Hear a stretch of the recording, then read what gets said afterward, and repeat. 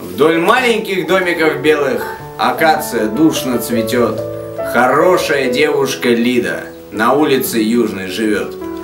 Ее золотые косицы затянуты словно жгуты, по платью, по синему ситцу, как в поле мелькают цветы.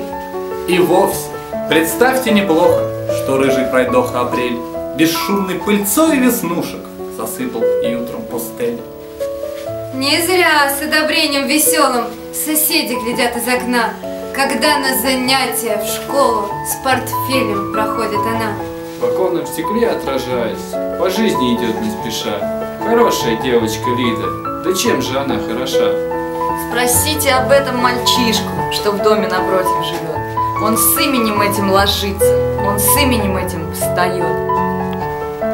Недаром на каменных плитах, где милый ботинок ступал, хорошая девочка Лида, с отчаянием он написал.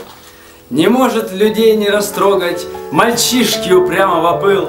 Так Пушкин влюблялся, должно быть, так Гейне, наверное, любил. Он вырастет, станет известным, покинет пенаты свои.